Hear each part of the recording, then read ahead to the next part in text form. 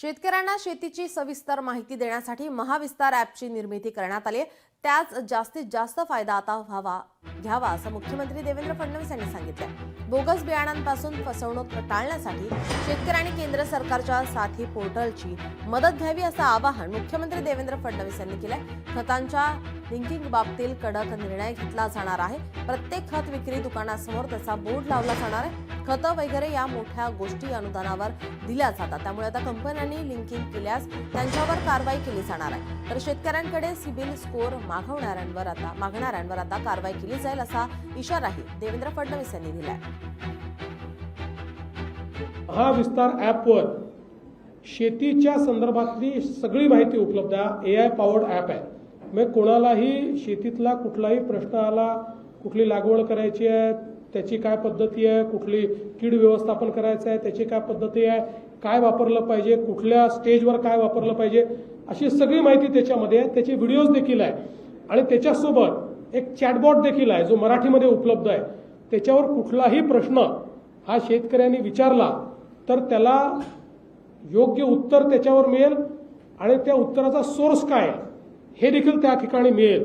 त्यामुळे एक प्रकारे शेतकऱ्याचा डिजिटल मित्र अशा प्रकारे हा जो काही आपण महाविस्तार ॲप आहे तो लॉन्च केलेला आहे। 70,000 क्विंटल बियाणं ट्रुथफुलचं हे आता आपल्या पोर्टलवर उपलब्ध आहे, म्हणजे ते पूर्णपणे ट्रेसेबल आहे।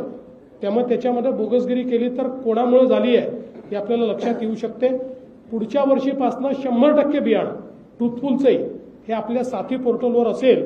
त्यामुळे हा जो काही बोगस बियाणाचा विषय आहे हा विषय निश्चितपणे आपण बंद करू। प्रत्येक कृषी केंद्राच्या बाहेर लिंकिंगच्या संदर्भातला बोर्ड लावायला सांगण्यात येणार आहे, त्याच्यावर फोन नंबर देण्यात येणार आहे। लिंकिंगचा कुठे आग्रह झाला तर त्या संदर्भात त्या नंबरवर फोन करून त्याच्यावर कारवाई केली जाईल।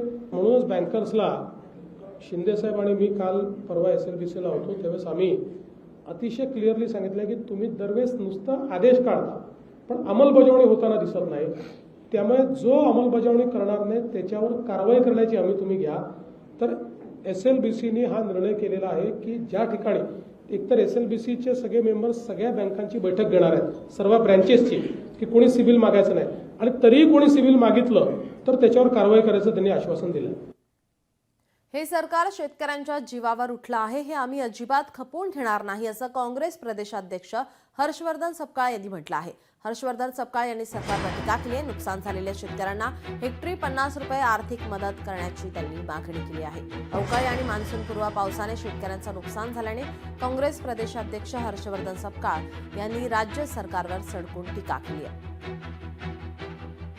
हे संकट आसमानी आणि सुलतानी स्वरूपाचं आहे आणि सरकार हे केवळ बघ्याची भूमिका घेत आहे। पीक कर्जाची परिस्थिती ही अत्यंत वाईट आहे, कारण मागच्या वर्षीची परतफेड शेतकऱ्यांना शेतमालाच्या भावाचा जो निच्चांक होता त्या अनुषंगाने भरता आली नाही। त्यामुळे पुन्हा आता पेरणी कशी करायची एक मोठं संकट आहे। त्यामुळे सरकारने शेतकऱ्यांच्या पीक कर्जाचं पुनर्गठन करावं, शेतकऱ्यांची कर्जमाफी करावी आणि तातडीने हेक्टरी 50,000 रुपये ही नुकसान भरपाई ही शेतकऱ्यांना दिली पाहिजे। पीक विमा जो आहे त्याचा बोजा वाजलेला आहे।